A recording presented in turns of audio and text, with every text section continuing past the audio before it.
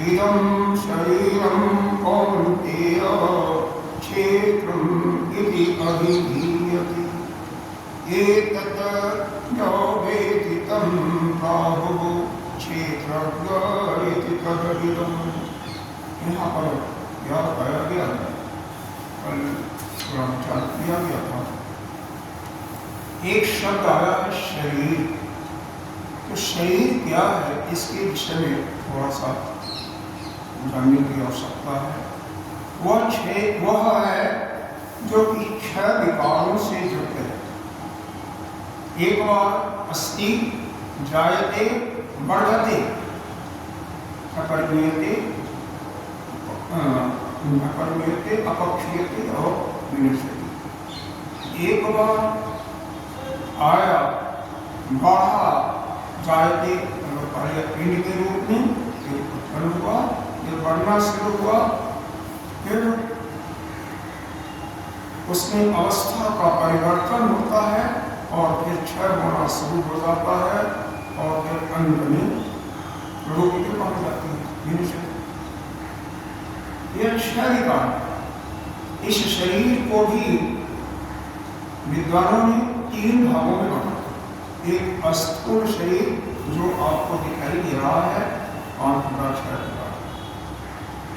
जिसमें मलमूत्र, कफ, रक्त, मांस, मज्जा, हड्डी, अस्थि, यही है, यही और कुछ नहीं। इसको उसके अंदर एक सत्र तत्वों वाला एक सूक्ष्म शरीर है, जिसमें 10 इंद्रियां, 5 प्राण, मन और बुद्धि। बुद्धि के साथ अहंकार को लेकर करते हैं, मन के साथ। यह सूक्ष्म जो शरीर है, वास्तव में अंत समय में यही करता है। इसी को कुछ लोग चिदाभास के रूप से भी करते हैं, क्योंकि चिदाभास की अभिव्यक्ति मन बुद्धि के द्वारा ही होता है और कोई रास्ता नहीं। वैसे तो एक तीसरा शरीर भी है जो इन दोनों शरीरों का कारण है। अगर यह तीसरा शरीर नहीं होता, उसको कारण शरीर के रूप से कहते हैं, कारण के नाम से जानते हैं, तो यह दोनों शरीर होता ही नहीं। यही कारण है इन दोनों शरीरों का, क्योंकि यह अविद्या स्वरूप है और चिंतनीय है। तो इस पर कुछ चिंतन भी नहीं कर सकते हैं और यह केवल और केवल अविद्या से, अज्ञान से। क्योंकि यह जीव कैसे बनता है, अगर जीव के अंदर अविद्या की समाप्ति हो जाए तो उसके अंदर से अनात्म भाव समाप्त होता है। अनात्म क्या भाव है, आत्म भाव क्या है? हम इस शरीर को ही जब हम आत्मा मान लेते हैं, वही जो है अनात्म भाव। शरीर यह तो एक बस जैसा, एक रहने का, जैसे किराए पर मकान रहते हैं, वैसे यह आप नहीं। अगर आपको अपने स्वरूप को जानना है तो क्या करो, इस शरीर को अपने से अलग जानना, क्योंकि आप यह शरीर से आप। एक सूत्र है, जो जिसको जानता है उससे वह भिन्न होता है। जानने वाला हमेशा जिस वस्तु को जानता है उससे अलग होता है।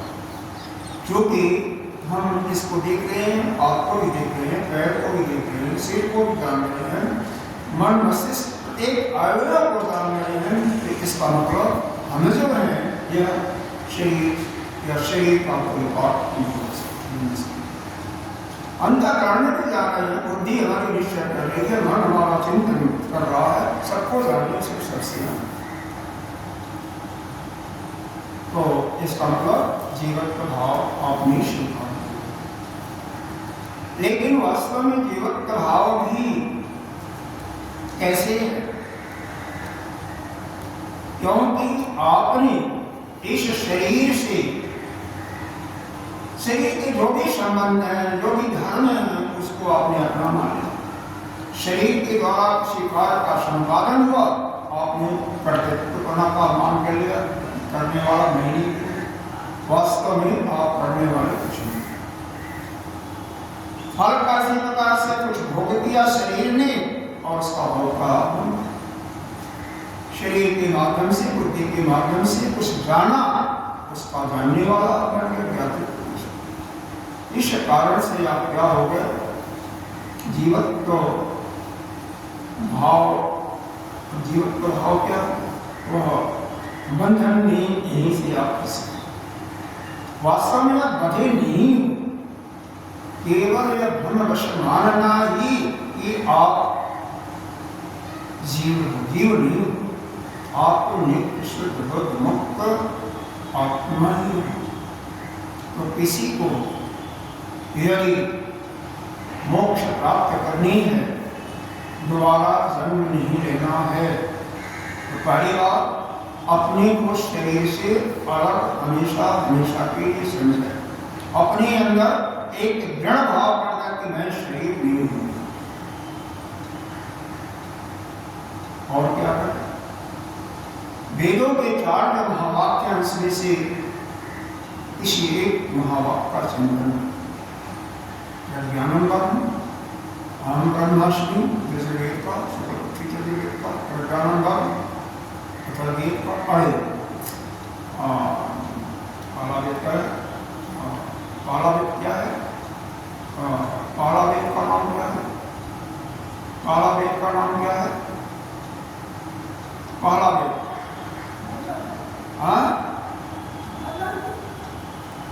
अरे ये ऐतरेय उपनिषद का है ना, प्रज्ञानम ब्रह्म, तो किसका है? कौन सा उसका वेद का नाम क्या है? 4 वेद है ना, ऋग्वेद। तो ऋग्वेद का ही ऐतरेय उपनिषद है और उसका महावाक्य है प्रज्ञानम। यजुर्वेद में 2 शाखाएं हैं, इस पक्ष और शुक्ल पक्ष। तो शुक्ल पक्ष का बृहदारण्यक उपनिषद का है, क्या है? अहम ब्रह्मास्मि। अथर्ववेद में मांडव्य उपनिषद का है, जो पढ़ रहे हैं, उसका यह है कि अयम आत्मा ब्रह्म। और सामवेद में आपका उपनिषद है जो कौन सा उपनिषद है? 2 ही उपनिषद है, 3 उपनिषद है और उसका विस्तार उसमें किया हुआ है।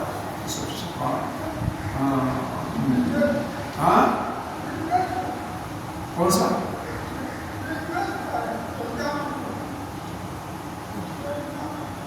क्या कहा?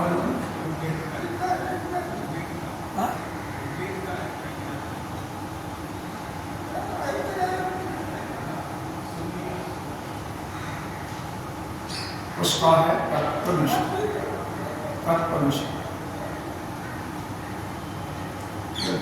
एक बात ये भूलने की सबसे बड़ी एक होती है कि माइंड में सब कुछ भरा होता है, लेकिन नाम समय पर नहीं आता है। जैसे इसको प्रमाण भी कहा जाता है।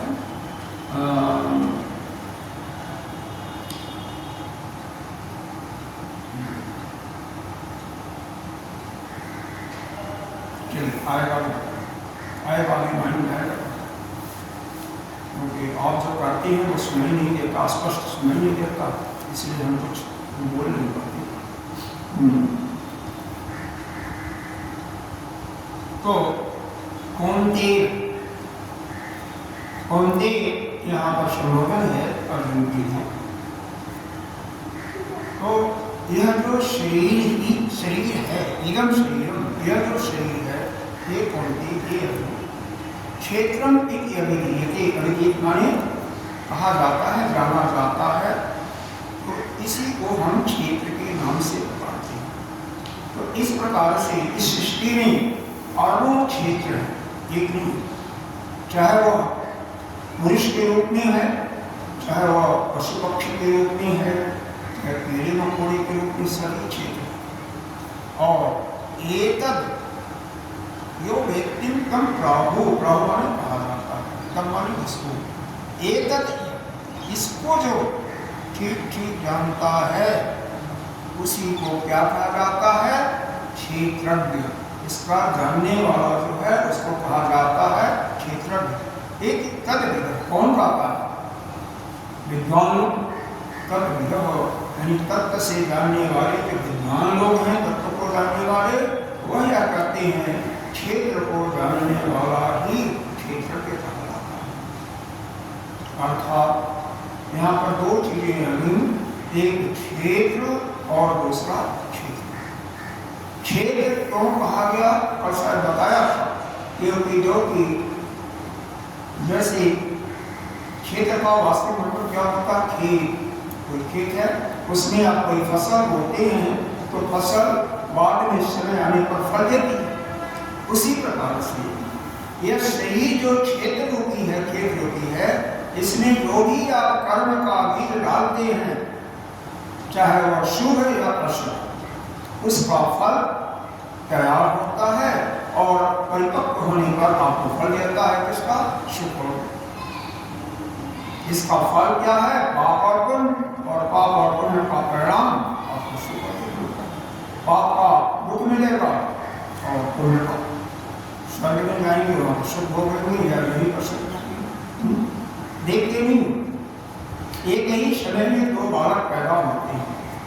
एक किसी राजा के यहाँ, जमींदार के यहाँ, मंत्री के यहाँ पैदा होता है, वह बचपन से ही हर प्रकार की सुविधा को प्राप्त करता है। और एक बालक उसी समय में एक झुग्गी झोपड़ी में एक भिखारी के यहाँ पैदा हो गया, तो उसका जीवन शुरू से ही दुख में ही होता है। यह क्यों होता है? यह कर्म की बंधन के कारण ही। जो अंतःकरण को यानी जीवत प्रभाव को स्वीकार करके अंतःकरण को ही अपना मान लेता है, उसी के अंदर होता है। और जो अंतःकरण को ही मिथ्या तो अंतःकरण है ही, और उसको मिथ्या मान करके अपने को नित्य शुद्ध बुद्ध मुक्त परमात्मा स्वरूप ही मानता है, उससे परमात्मा से अपने को अलग नहीं मानता, तो उसके लिए यह अंतःकरण मिथ्या और किसी को पाप और पुण्य का भागी भी नहीं होता, तो उसे सुख और दुख की कोई प्रतीति भी नहीं। यह नहीं होगा कि सुख दुख नहीं होगा, लेकिन उसको ठीक नहीं होता, वो हर समय अपने आप में ही आनंद से विभोर। क्यों? सुख का अर्थ क्या है? हमारे मन के अनुकूल, हमारे मन के अनुकूल, जो मन में पहले से इच्छा आ जाती है, वह कोई भी कार्य होता है तो उसमें हमें क्या प्रतीत होता है? सुख की प्रतीति। और मन के प्रतिकूल अगर कोई काम होता है, कोई घटना घटती है, तो जो अपने ज्ञान को प्राप्त करके अपने स्वरूप में चला जाता है, तो क्या करता है?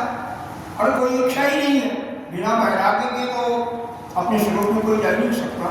वैराग्य पूरा संसार के जितने भी विषय वासना सबसे बिल्कुल अपने को अलग कर दिया। जब अपने को अलग कर दिया और दूसरा वो शरीर है नहीं, अंतःकरण है नहीं, उसके लिए शब्द मिथ्यात्व स्वीकार कर लेता है, तो उसके लिए उसका मन तो कुछ चाहता ही नहीं, इसका मन कुछ नहीं चाहता, उसके लिए कोई न अनुकूल है न प्रतिकूल है, तो अपने वो सदा अपने भाव में रहता है और वह हर समय एक रस होता है। उस प्रकार से जैसे श्री रामचंद्र जी को शाम को सायंकालीन आदेश दिया जाता है कि कल आपका राजा अभिषेक को मुराद होता है, लेकिन सुबह होते ही उनको 14 वर्ष का वनवास का आदेश में परिवर्तन कर दिया जाता है माता कैकेयी के आदेशानुसार। उनको किसी चीज का कोई अपने चित्त पर विक्षेप आया ही नहीं। क्यों नहीं आया? अरे कुछ चाहते नहीं कि मन की कोई इच्छा ही नहीं थी। अगर आपके अंदर यह इच्छा न हो, यहाँ पर तो सभी यहीं के रहने वाले हैं, कि जाने के बाद जो विशेष करके होते हैं जो अपना मानते हैं, हालांकि बंधन का कारक कोई अपना तो आपका कुछ है नहीं, यह शरीर ही आपका अपना नहीं है। तो जो बंधन स्वीकार कर लिए हैं, अपने मान करके अपने घर में जाते हैं, पहले से अगर इच्छा आ गई कि बहू है, बेटी है, पत्नी है, हमें चाय देगी या गिलास पानी देगी, और नहीं देगी तो दुख, दी तो सुख। अगर मन में कोई इच्छा ही नहीं होगी तो कौशल, लेकिन यह सुख और दुख हमारे मन की एक वृत्ति का परिणाम, और वास्तव में जो भी इस ब्रह्म विद्या को प्राप्त करना चाहता है, उसके लिए क्या आवश्यक है? संसार के जितने भी विषय हैं उससे अपने को बिल्कुल अलग कर देना हो, यानी पूर्ण रूप से वैराग्य। पीछे एक ही बता रहा था, तत्वमसि कहाँ से आया था? तो उस उपनिषद का नाम है छांदोग्योपनिषद। छांदोग्य सामने का उपनिषद है, छांदोग्योपनिषद, उसके अंदर आया है तत्वमसि, ठीक। और हाँ, छांदोग्य, और उसी तत्वमसि के ही 80 पद का शोधन यहाँ पर 13 में से 18 अध्याय में भगवान श्री कृष्ण के रूप में है। भगवान श्री कृष्ण उनका शरीर है, उस रूप में यहाँ पर वर्णन किया। 80 पद का मतलब जीव और ब्रह्म के एकत्व को सिद्ध किया, इसीलिए इसको ज्ञान का वर्णन ही कहते हैं। गीता जी के इन 18 अध्यायों को जब हम 6 अध्याय का में बांट देते हैं, तो पहले 6 अध्याय तक हम करते हैं कर्मकांड, दूसरे 6 को 7वें से 12वें को भक्ति ज्ञान, भक्ति योग, और तीसरे को ज्ञान यहाँ से शुरू होता है। तो इसमें वास्तव में ज्ञान का। अब यहाँ पर एक चीज बात है, क्षेत्र और क्षेत्र के तो हो गया। भगवान दूसरे श्लोक में क्या करते हैं? देखिए, इस गीता जी के अंतर्गत कहीं कृष्णवाच नहीं आया है। यहाँ बताया श्री भगवानो वाचः, जो कुछ कहा गया है वह उस भगवान के रूप में, परमात्मा स्वरूप के रूप में कहा गया, उनके रूप में नहीं कुछ कहा गया, कृष्ण के रूप में नहीं, उस बांसुरी वाले ने नहीं, उस कन्हई ने नहीं, द्वारकाधीश ने नहीं कहा। कौन कहा? श्री भगवान होगा, भगवान के मुख से यह वर्णन हो रहा है। शरीर बोलने वाला कृष्ण है, कन्हई है, लेकिन वास्तव में कौन बोल रहा है? दूसरे श्लोक में क्या बोला? क्षेत्रज्ञं चापि मां विद्धि सर्वक्षेत्रेषु भारतः, क्षेत्र क्षेत्रज्ञो ज्ञानं जत ज्ञानं मतं मम।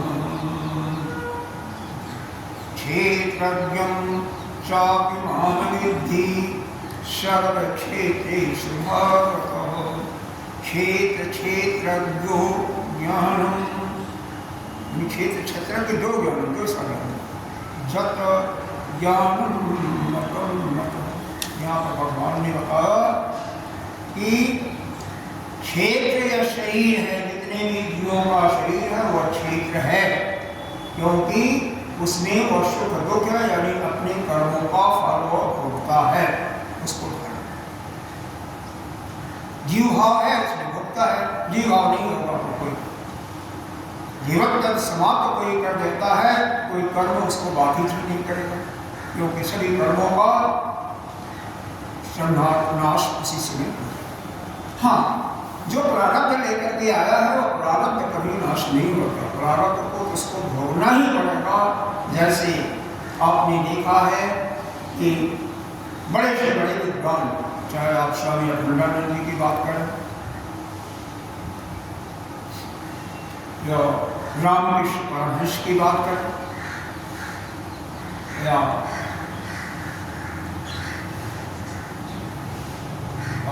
और भी किसी संत की बात ले लें, अंत समय में या वह इस ब्रह्म विद्या से युक्त हो गए हैं, होने के बावजूद ही उनको अंत समय में कैंसर या किसी अन्य बीमारी से विशेष रूप से पीड़ित होना अलग बात है, लेकिन मन पर कोई विक्षेप नहीं आना अलग बात है। एक संत थे पुड़िया बाबा, नाम सुना होगा शायद आपने, वृंदावन की बात है, बहुत तीव्र बुखार था, जड़ता प्रकोप था।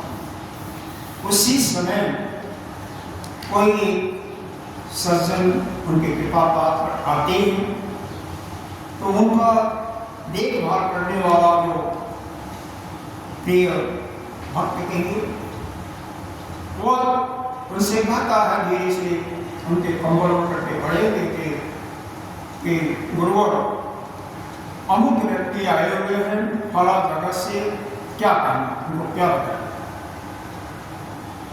उन्होंने कहा ठीक, उनको बुलाइए। वो कहता नाराज है, क्या कर रहे हो? अरे आपको तो बहुत तीव्र बुखार है। कहते हैं कोई बात नहीं, बुखार शरीर को है और बुखार तुम अभी आधे घंटे के बाद आना, कंबल फेंक देते हैं और बढ़ बुखार ऐसा लगता है लगो वह सज्जन भक्त उनके पास बैठते हैं तो उनको बिल्कुल ठीक ठाक हैं, उनसे पूरा वार्तालाप होती है, और जैसे ही वार्तालाप समाप्त होती है फिर वो कंबल ओढ़ करके पड़ जाते हैं, फिर शरीर में उनकी बुखार आ जाता है। ये सत्य घटना है,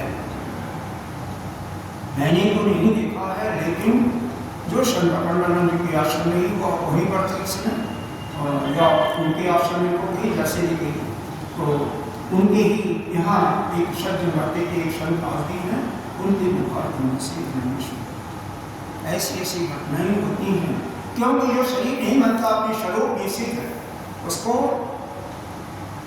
दुख हो रहा है, लेकिन अरे कष्ट हो रहा, दुख नहीं कष्ट हो रहा, लेकिन उसको किसी दुख का अवधि की नहीं हो रही, दुख महसूस नहीं। कर्म का फल को मिलना स्वाभाविक है। फिर भगवान स्वयं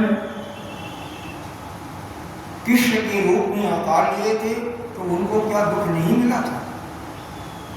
बाणी को छिप करके मारे थे, तो उनको तो छिप करके धोखे से किसी बहली ने मारा, उसी ने मारा।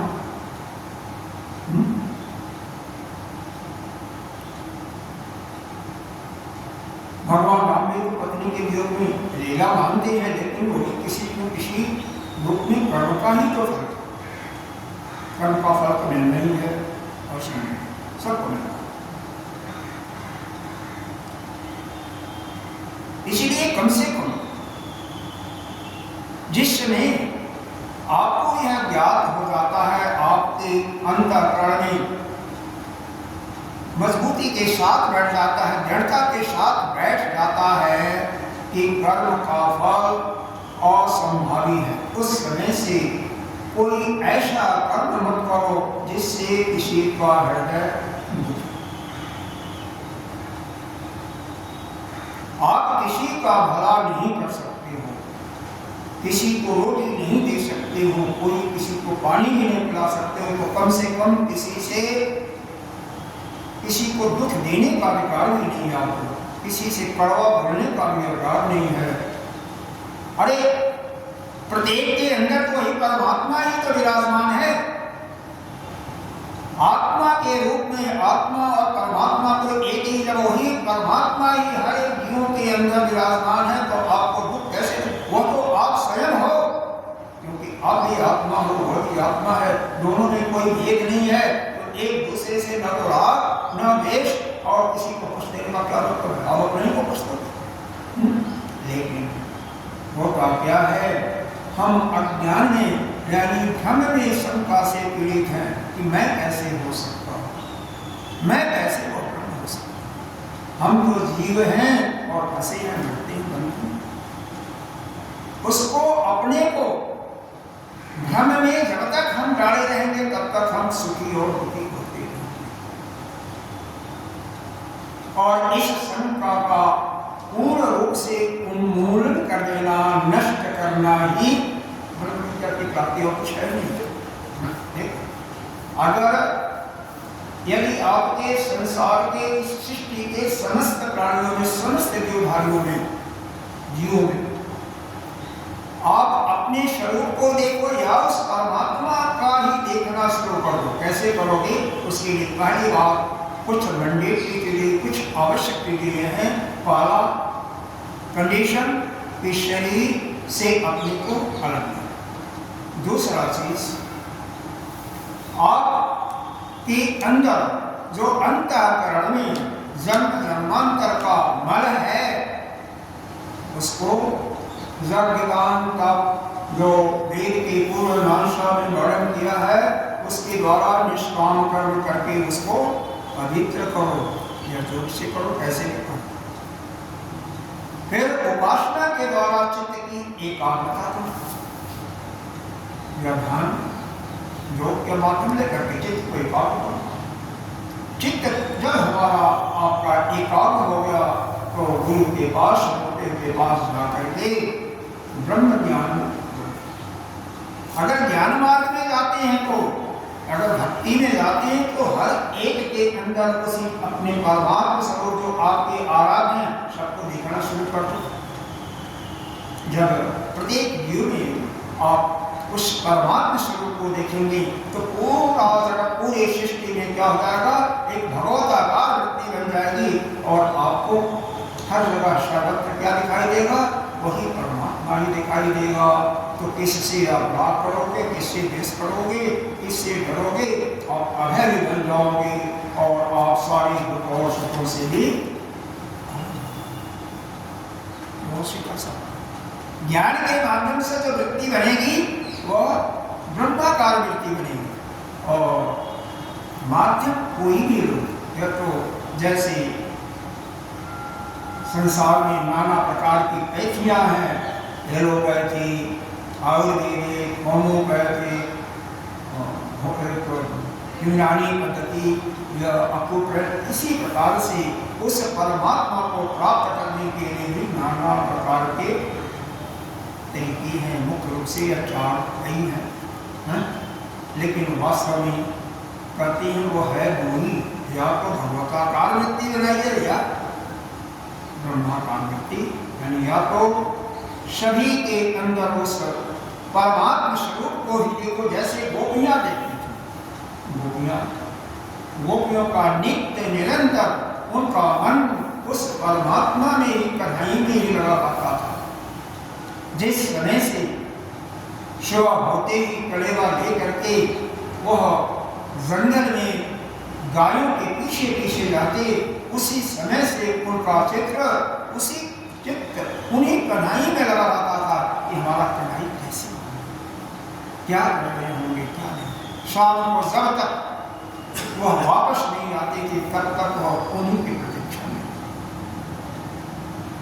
इसी प्रकार से यदि हमारा चित्र जो भी हमारा आराध्य, कोई नहीं, कोई जरूरी नहीं है कन्हैया, हो सकता हमारा आराध्य शिव बाबा हो, सामने बैठे हुए, हो सकता है राम हो सकता है माँ ब्रह्मा हो, जो भी हो,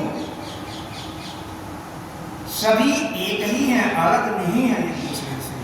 तो उसी के अंदर हर समय उसी का चिंतन, उन्हीं का मनन, उन्हीं का कीर्तन, उन्हीं का ध्यान करते रहोगे तो फिर आपका हमेशा हमेशा के लिए यह जीवन प्रवाह समाप्त हो करके आप उस आत्मभाव को प्राप्त। दूसरा तरीका वही ज्ञान मार्ग का है। ज्ञान मार्ग में क्या है, गए आपने गुरुदेव के पास। कैसे गुरुदेव? जो कि शास्त्र के ज्ञाता भी हैं, शास्त्र के अर्थों को अच्छी प्रकार से वर्णन करने में समर्थ नहीं है और श्रुति यानी श्रुति हैं और ब्रह्मनिष्ठ अपने स्वरूप में सिखाते हैं। उनके अपने को लघु मान करके कुछ उनका पूजन अर्चन करने के लिए कुछ सामान लेकर के जो भी जिस योग्य हैं गए और उनसे प्रश्न करके सेवा करके उन्हें कुछ पूछते हैं तो वह ज्ञान आपको दे देते हैं और उस ज्ञान के माध्यम से क्या होगा? वह ज्ञान क्या है? यही कि आप ही ब्रह्म हो, कुछ नहीं हो।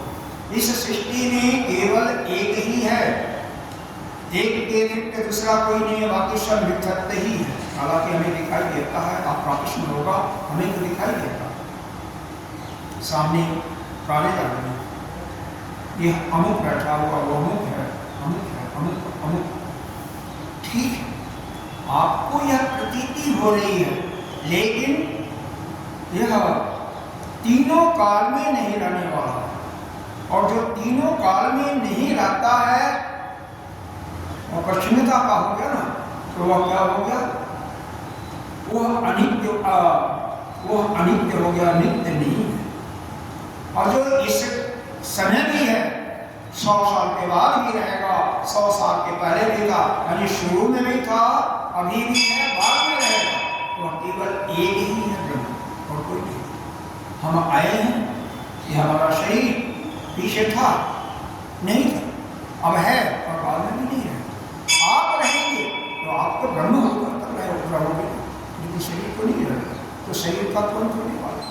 इस सृष्टि में जो कुछ दिखाई दे रहा है आपके इंद्रियों से या सुन रहे हो, सब मिथ्या है, केवल उनके प्रतीति मात्र है। इसको समझना है, क्योंकि हमें तो नेत्र से साफ दिखाई दे रहा, स्पष्ट दिखाई दे रहा, हम कैसे मिथ्या से पाते हैं? तो वहाँ पर देश काल पात्र से, देश काल और वस्तु से उसको प्रक्षण मानते हैं, क्योंकि काल का प्रक्षणता मैंने बता दिया। इस समय कोई वस्तु बहुत हजारों टन से कोई पुल का निर्माण किया गया, कोई मंदिर का, कोई आश्रम का, किसी किया गया, लेकिन एक समय आने के बाद वह सब क्या हो जाएगा? नष्ट होना है। क्योंकि इस संसार का एक सूत्र है, सृष्टि का जो उत्पन्न होता है वो उसका अंत नहीं।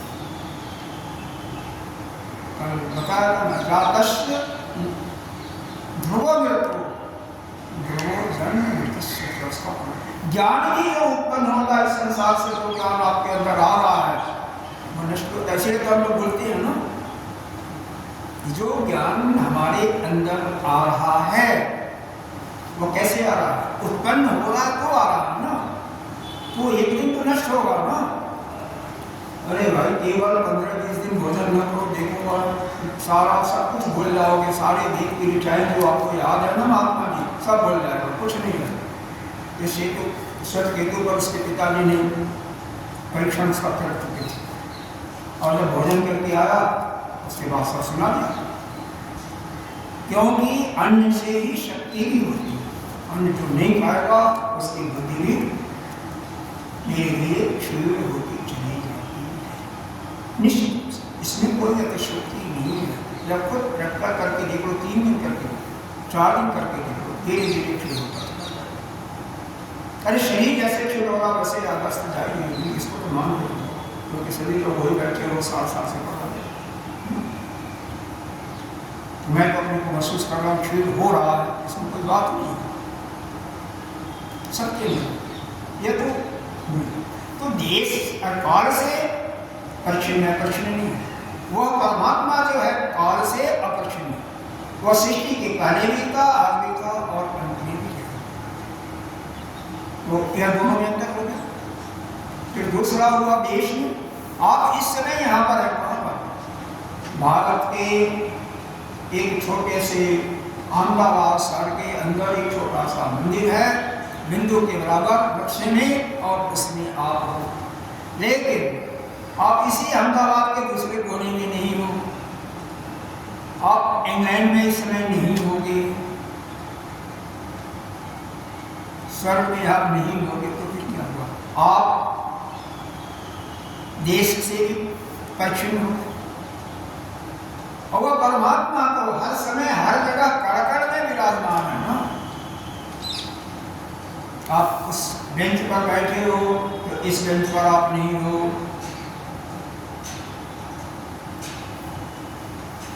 आप इस माइक में नहीं हो, वह तो हर एक में है ना।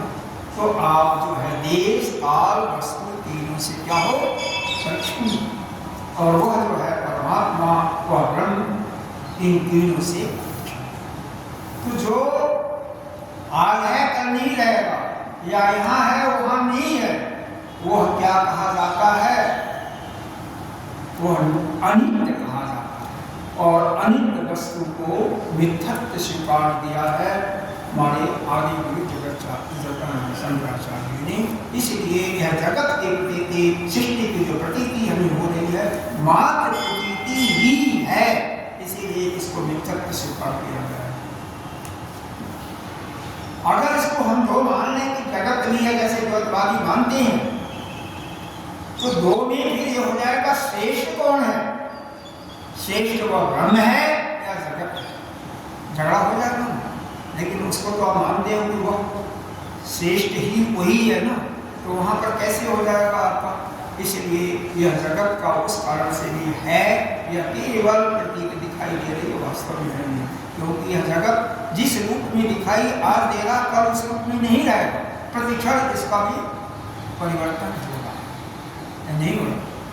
एक बार भूकंप आ जाता है, अभी आया था ना जबलेश्वर में, अभी कुछ दिन के बाद कितने लोग मारे गए, कितनी बिल्डिंगें ढह गई, नहीं सुना था। 5-7 दिन के पहले भी आया था, अभी आया था, इसी महीने में मार्च में, तो अप्रैल से होगा, मार्च में आया था, अंतिम वीक में, अंतिम सप्ताह में। यह संसार में परिवर्तन स्वाभाविक है। नागासाकी हिरोशिमा में बम्बार्ड जब हुआ था, सब काश हो गए, नहीं क्षण भर में। यह संसार में ऐसे ही है, यह तो परिवर्तनशील है। तो क्या होगा, अनित्य। किसी भी तर्क से इसको आप नित्य नहीं सिद्ध कर सकते। तो इसलिए यह पूरी की पूरी सृष्टि क्या है, यह जगत और जीव क्या है, मिथ्या ही है। जो आप उपनिषद में पढ़ते हो वही भगवान ने गीता जी में ही इसको शंकराचार्य ने भाष्य लिखा, उसमें पूरा इसका विवरण दे दिया। नाना प्रकार के प्रश्न है, उसको अगर पूरा पढ़ते रहो तो हफ्तों का काम तो नहीं है। तो इसका सारा सार केवल आपको नहीं बताता। और क्या है, तो यहाँ पर भगवान ने दूसरे श्लोक में बताया है कि सब क्षेत्रेषु जितने भी जीव हैं, क्षेत्र का मतलब जितने भी प्राणी हैं, चाहे वह पुरुष हैं, चाहे वह पक्षी हैं, चाहे पशु हैं, कीड़े मकोड़े। हे भारत, वह माने प्रकाश होता है, और वह माने उसमें रत रहने वाला, प्रकाश में ही जो रहता है, जो ज्ञान में ही हमेशा रत रहा है। हे भारत, सभी क्षेत्रों में, सभी प्राणियों में, सभी जीवों में क्षेत्रज्ञं चाभिमाविद्धि, मेरा कोई क्षेत्र नहीं, मैं ही क्षेत्र। पीछे बताया यह जीवात्मा जो होगा क्षेत्रज्ञ है, और यहाँ पर क्या बता रहे, मैं ही जीवात्मा के रूप में हूँ।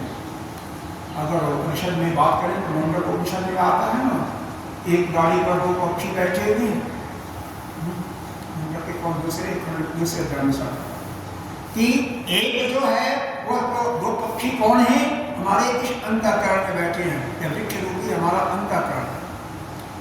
एक तो फल खाता है, दूसरा देखता रहता है। फल खाया, मीठा हुआ तो सुखी हुआ, कड़वा निकला तो।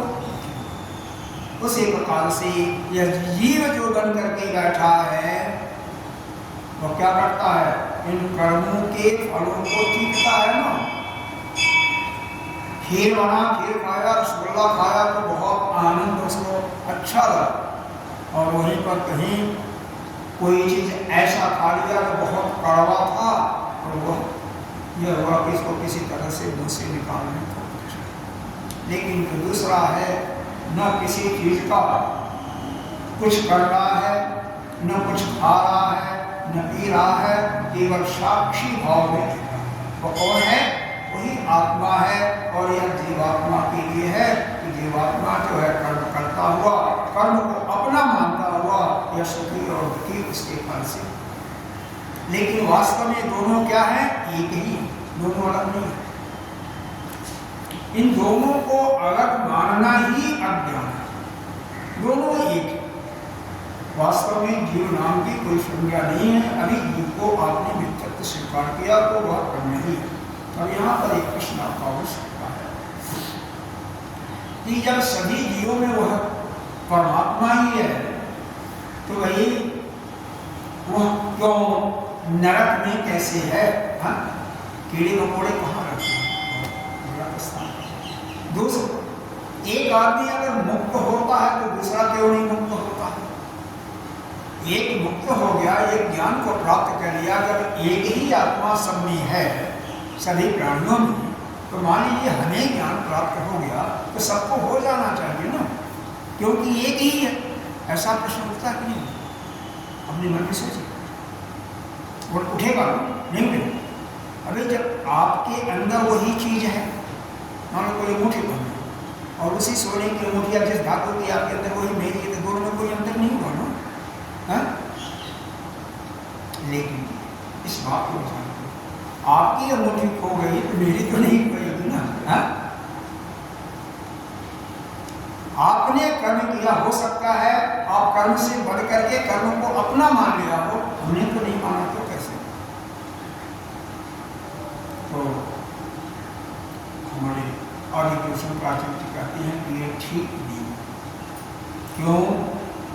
कर्म सिद्धांत ही फेल हो जाएगा उस समय अगर आप ऐसा मान लोगे कि एक सुखी है तो सभी सुखी होना, तो सारा सिद्धांत इस सृष्टि में जो सिद्धांत बनाया गया सब कुछ उल्टा पलटा हो गया। ये ठीक है, ये ठीक है। तो क्या हो? अपने कल्याण के लिए जो शुरू में मैंने बताया था, यही श्रेष्ठतम उपाय है कि अपने आप को इस शरीर से अलग करो। गीता के 6 अध्याय का 22वां श्लोक दिया पढ़ो। तम विद्यात् दुख संयोग वियोगम योग संगीत। जहाँ जहाँ से आपको दुख मिलता है वहां से अपने को अलग करो। आपको पुत्र से दुख मिल रहा है, पत्नी से दुख मिल रहा है, पति से दुख मिल रहा है, अपने को अलग करो। अलग करने का मतलब वहां से चले मत जाओ, वहीं रहो, अपने मन से उनको उठाए, आपका दुख वहीं समाप्त हो। क्योंकि यह मान्यता प्राप्त संबंध के माध्यम से आपको दुख मिल रहा है। आपने मान लिया है कि वो हमारा है, जबकि आपका कोई नहीं है। हर एक जीव यहाँ पर कैसे आया हुआ है? अपने कर्मों के फल को भोगने के लिए आया हुआ, कुछ ले करके आया हुआ है, जिसको आप कहते हो भाग्य क्या प्राप्त। आप न अपने बेटे को पढ़ाते हो, न बेटी को, न पोते को, यह मानना ही मूर्खता है, मूर्खता। सब अपने अपने भाग्य को ले करके आए हैं और वह जैसा ले करके आए वैसा फल हो, वैसा आपको मिलेगा। आप कौन करने वाले? तो पहली बात यह है कि हम इस शरीर से अपना संबंध अलग करें। शरीर के संबंध जो हैं उनसे भी अपने को अलग रखें, तो सभी दुखों से निर्मूल हो जाएंगे। जो शरीर कार्य करता है उससे भी अपने को अलग कर दें और अपने अंतःकरण को शुद्ध करने के लिए जो विधाएं बताई गई हैं, यज्ञ दान तप या किसी एक को लेकर के हम उसका वेद के नियमों के अनुसार उसका पालन करते हुए अपने अंतःकरण को स्वच्छ करें, शुद्ध करें। जब हमारा अंतःकरण बिल्कुल शुद्ध हो जाएगा तो ज्ञान प्राप्त करके अपने को इस संसार से या फिर परमात्मा में मन को लगा करके सभी के अंदर उसी परमात्मा भाव को देखते हुए हम इस पूरी सृष्टि में ब्रह्म में ही परमात्मा में ही दिखते हुए अपने को कोई तरीका, इसके अलावा कोई तरीका नहीं। क्षेत्र छत्र ज्ञान इस क्षेत्र और क्षेत्रज्ञ का जो ज्ञान है, जैसा कि बताया, क्षेत्र प्रत्येक प्राणी का जो शरीर है जिसमें निवास करते हैं वही क्षेत्र है। हाथी का क्षेत्र बहुत लंबा चौड़ा है, होता है, एक चींटी का बहुत छोटा सा, सभी क्षेत्र। क्षेत्रज्ञ उसमें रहने वाला जो जीव बना हुआ है वही क्या है, क्षेत्रज्ञ। इसका जो ज्ञान है, जत ज्ञानम मतम, मेरे मत से यानी मेरे बुद्धि से भगवान कह रहे हैं, जो ज्ञान है या समस्त उपाधियों को भेदों से उसको मिटा दो। जो क्षेत्रज्ञ में है, उपाधियां कैसे मतलब चींटी का है, हाथी का है तो क्षेत्रज्ञ है ना, है?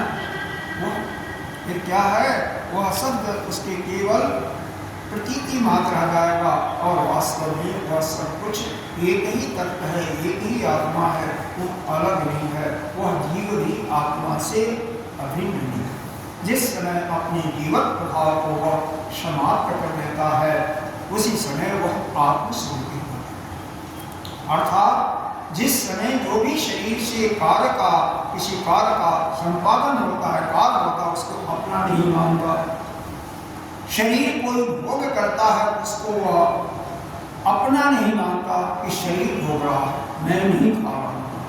और वास्तव में खाने वाला कौन है, यह प्राण। क्योंकि यह प्राण जो है 24 घंटे लगातार आप सो जागो ध्यान करो, प्राण आपका चलता है। तो भूख और प्यास किसका धर्म है, प्राण। पंच प्राण है, मालूम है ना, अपान प्राण, अपान, उदान, व्यान और शम, तो पांचों प्राणों को चाहिए। और उनमें जब व्यतिरेक हो जाता है, उसी समय आपकी व्याधि की रोगी होता है। प्राण में व्यतिरेक हो गया, फिर विचार आ गया, तो आपको हार्ट की या इधर आपका क्या फेफड़ा, उसमें प्रॉब्लम या ऊपर की प्रॉब्लम। अपान में आ गया तो पाचन में गड़बड़ी, कब्जियत और निष्कासन में गड़बड़ी, घुटने में गड़बड़ी।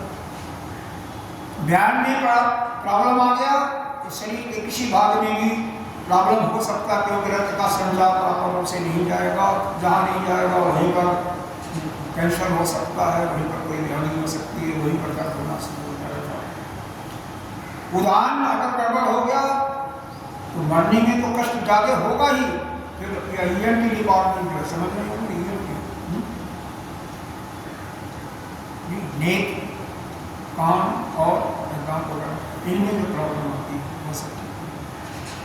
समान केवल पाचन प्राणी को ठीक है, क्योंकि सस्ता बीच में हिम्मत नहीं। इस प्रकार से आपका डकार आएगा, अल्सर हो जाएगा इत्यादि। तो यह प्राणों का ही धर्म है, आपका धर्म नहीं है। तो आप कुछ नहीं खा रहे हो, इस चीज को अपने जो भी शरीर खा रहा है, प्राण खा रहा है, उससे अपने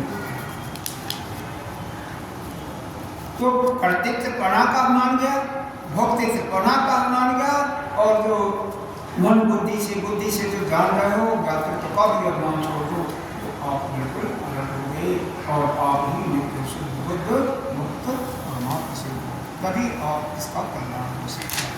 और तीसरा करते हैं, ये 3-4 चीज़ें आपको जरूरत होगी, इसको याद रखें कि पहली बात जो बताई गई कि शरीर से हम अपने को हमेशा अलग माने, अभिन्न भिन्न, शरीर अलग होना।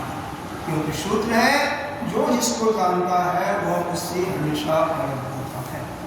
शरीर को हम जान रहे, इंद्रियों को जान रहे, किससे हम ठीक सूत्र के अनुसार ध्यान दें। दूसरा, यह शरीर के माध्यम से जो कर्म हो रहे हैं, जो भोग हो रहे हैं, जो ज्ञान हो रहा है अंतःकरण बुद्धि के माध्यम से, वो आपको नहीं हो रहा, क्योंकि आपको हमेशा एक रस हो, वह इस शरीर को हो रहा है। वह मानोगे तो जीवत प्रभाव हो जाएगा, तो वह जीव की ग्रंथि हो जाएगी, तो सुख और दुख जो शरीर के द्वारा कार्य होगा वह सब भोगना पड़ेगा, उससे अपने को। तीसरी बात, इसको अलग करने के लिए जो वेद के अनुसार हमें डायरेक्शन दिए गए हैं, यहाँ हमारे लिए नियम बताए गए हैं कि यज्ञदान का करना चाहिए। वो काम करते हुए निस्वार्थ भाव से अपने अंतःकरण को शुद्ध।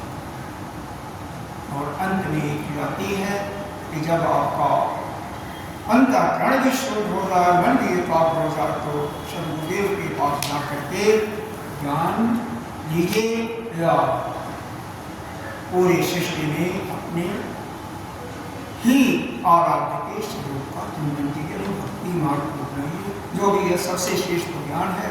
बाकी जिनकी बुद्धि उतनी तीव्र नहीं है वो अपना कई प्रकार के हैं, जिनका बहुत भावुक होते हैं, थोड़ा सा किसी को दुख होता है उनसे अपनत्व हो गया तो वह मानते हैं कि हमें ही दुख हो रहा है, और उसको कम दुख होता है वह ज़्यादा दुखी होते हैं। ऐसा संसार में देखा गया। उनके लिए भक्ति मार्ग सबसे श्रेष्ठ है। जिनकी प्रतिभा जागृत है उनके लिए ज्ञान मार्ग श्रेष्ठ है।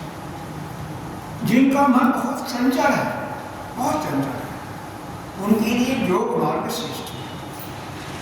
उनको योग बिना किए हुए उनकी मन की चंचलता नहीं मिल सकती। जिनको रजोगुण भी बहुत ज्यादा है उनके लिए भी क्या जरूरी है, योग या कर्म कांड से भी कुछ हद तक होता है, लेकिन कर्म कांड करने के बाद फिर उपासना का भी आश्रय लेना ही, क्योंकि चित्त की एकाग्रता बिना उपासना के लिए नहीं होगी। तो जो भी रास्ता जिसको अच्छा दिखाई जाए उसका वह आनंद है। इसी के साथ अभी थोड़ा सा समय है, 1-2 मिनट का, तो तीसरा श्लोक पढ़ लेते हैं। तत्क्षेत्रं चक्षदादृक्ष जत विकारी तस्य जत सच जो जत प्रभावस्य तत्समासीनमीषु तत्समासीनमीषु। तत्क्षेत्रं चक्षदादृक्ष जत विकारी जतस्य जत सच जो जत प्रभावस्य तत्समासीनमीषु। यहाँ पर एक शब्द आया है निचली पंक्ति में, समास। समास का मतलब होता है दो प्रकार से किसी तथ्य की अभिव्यक्ति हम करते हैं, एक व्यास पद्धति से और एक समास रूप से। तो जब हम व्यास पद्धति से किसी की करते हैं तो एक ही शब्द को हम घंटों या कई दिन तक उस पर विचार किया जाता है। लेकिन समास पद्धति से जब हम बात करते हैं तो उसको सूत्र रूप में बताया है। आपने वैसे भी देखा होगा, जितनी भी पुस्तकें शंकराचार्य के माध्यम से लिखी गई हैं, पहले सूत्र मात्र में बता दिया गया, बाद में उसका व्याख्या सूत्र। तो यहाँ पर भी वही चीज बता रहे हैं, तत् क्षेत्रम जत याद जत विकारास जतस जत। यह क्षेत्र है, उसका कैसा से, उसमें विकारों को भी जानना चाहिए। क्षेत्र में क्या क्या चीजें हैं, उसके विकार कौन कौन होते हैं। सच जो जत प्रभावस्य, उसमें कार्य कारण के कारक क्या है और कारक क्या है और कारक परिमाणक क्या है, इसको भी तुम मेरे से सुनो। कैसे सुनो, समास पद्धति से, यानी बहुत संक्षेप में हे अर्जुन मैं तुमको सुनाता हूँ इसकी चीज को। तत् क्षेत्रम जत, वो क्षेत्र कैसा है, क्षेत्र का स्वरूप कैसा है। जत जत जत विकारा से, और उसमें जो जो विकार होते हैं, इस शरीर में जो जो विकार होते हैं, जत च जत स च जो, और क्या है, जत प्रभावस्य, यानी जो कारण स्वरूपेण और प्रभाव में प्रभाव उसका जो पड़ता है, यानी कारक और कारण, उन दोनों को हम संक्षेप में उन्हें सुनाता है। क्योंकि इस शरीर में जो भी होता है ना, हर एक चीज के कार्य को करने के लिए एक हेतु होता है, उसको कारण कहते हैं, हेतु कारण। और जो उससे कार्य होता है उसको कार्य कहते हैं। तो कार्य तो और कारकत्व का मतलब उसका परिणामत्व या प्रभावत्व, उन दोनों को मैं संक्षेप रूप से कहता हूँ और विस्तार उसका कर दिया जाएगा। और यहीं पर हम समाप्त करते हैं। ओम पूर्णस्य पूर्णस्य पूर्णमादाय पूर्णमेवावशिष्यते। ओम शांति शांति शांति।